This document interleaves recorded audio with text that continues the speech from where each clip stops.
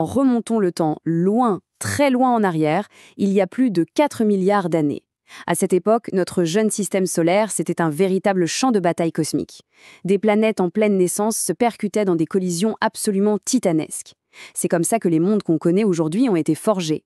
Et au cœur de tout ce chaos, il y en a une, Mercure, qui a été façonnée d'une manière si particulière qu'elle reste, encore aujourd'hui, une sacrée énigme. Le grand mystère de Mercure, finalement, il tient en une seule question. Pourquoi est-elle si bizarre ? Si on la compare aux autres planètes rocheuses comme la Terre ou Mars, c'est une véritable anomalie. Sa structure interne est complètement dominée par un noyau de fer gigantesque et ça fait des décennies que ça donne du fil à retordre aux planétologues. 70%. Voilà, le chiffre qui dit tout. Le noyau de fer de Mercure, c'est 70% de sa masse totale. Pour qu'on se rende bien compte, celui de la Terre, c'est à peine 30%. C'est cette disproportion énorme qui est la clé de toute l'énigme. Il faut bien expliquer d'où ça vient.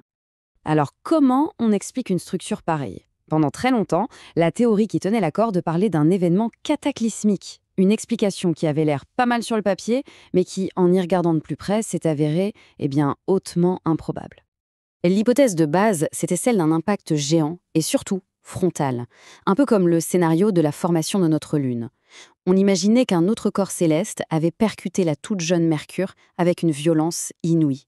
Le choc aurait littéralement pulvérisé et éjecté la plus grande partie de son manteau de roche, ne laissant derrière qu'un noyau de fer complètement surdimensionné. Le souci avec ce scénario, aussi spectaculaire soit-il, c'est qu'il reposait sur des conditions presque impossibles à réunir. Il fallait une collision parfaitement de face entre deux objets de taille très différentes. Et les simulations sont formelles. Un tel événement est statistiquement tellement rare que ça en devenait un vrai problème. Cette hypothèse laissait donc les scientifiques dans une sorte d'impasse. Mais voilà que, tout récemment, de nouvelles simulations informatiques sont venues complètement rebattre les cartes.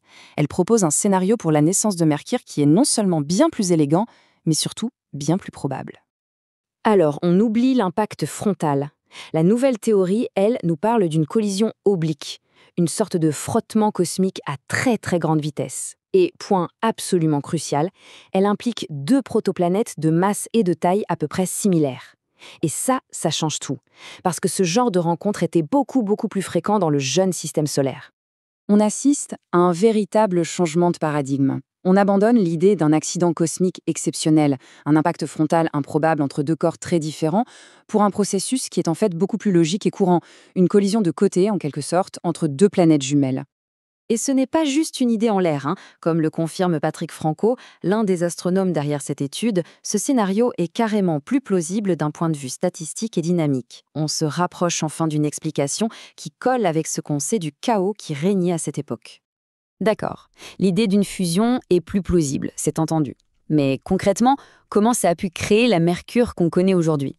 Allez, on décortique le processus de cette incroyable fusion cosmique.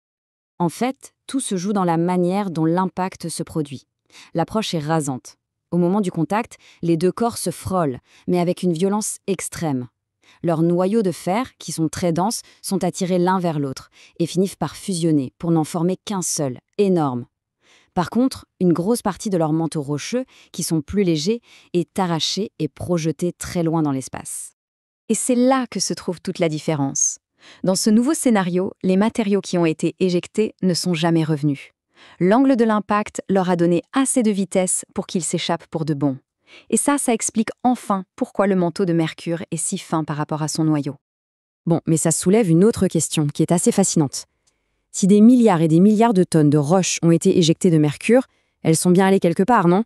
Est-ce qu'elles ont juste dérivé dans l'espace ou est-ce qu'elles ont eu un autre destin ? Alors, l'hypothèse des chercheurs a de quoi faire rêver. Ces débris rocheux n'auraient pas simplement vagabondé dans le vide. Ils auraient pu être capturés par la gravité d'une autre planète qui était elle aussi en train de se former juste à côté. Et la candidate la plus probable, c'est sa voisine, Vénus. Ça voudrait dire qu'une partie de Mercure pourrait, littéralement, se trouver aujourd'hui sur Vénus. Incroyable. Cette nouvelle théorie est vraiment convaincante. Mais bien sûr, l'aventure scientifique ne s'arrête jamais là. Pour confirmer un scénario comme celui-ci, il faut des preuves. Il faut y retourner. Et la bonne nouvelle, c'est que la prochaine étape est déjà en route. Notre connaissance de Mercure, elle a progressé par grands sauts. Il y a d'abord eu le survol historique de Marinette 10 dans les années 70 qui nous a offert les toutes premières images. Puis, des décennies plus tard, la sonde Messenger s'est mise en orbite et a cartographié la planète en détail. La prochaine étape, elle, arrive très bientôt. Cette mission, c'est Bepi Colombo. C'est une collaboration entre l'Agence spatiale européenne et l'Agence spatiale japonaise. Elle est en ce moment même en voyage vers Mercure. Et quand elle arrivera, en 2025, ces instruments ultramodernes vont analyser la surface, la structure interne, le champ magnétique de la planète avec une précision qu'on n'a jamais eue. Ce sera l'occasion rêvée de tester en direct cette nouvelle théorie de la formation par fusion. Alors, Mercure est-elle vraiment née de cette fusion cosmique? Son manteau perdu a-t-il réellement contribué à la formation de Vénus? Bepi Colombo va sans doute nous apporter des réponses, mais elle soulèvera sûrement aussi plein de nouvelles questions. Parce que c'est ça la science. Chaque secret qu'on perce sur ce monde extrême nous en apprend un peu plus sur la naissance à la fois violente et créative de notre propre système solaire.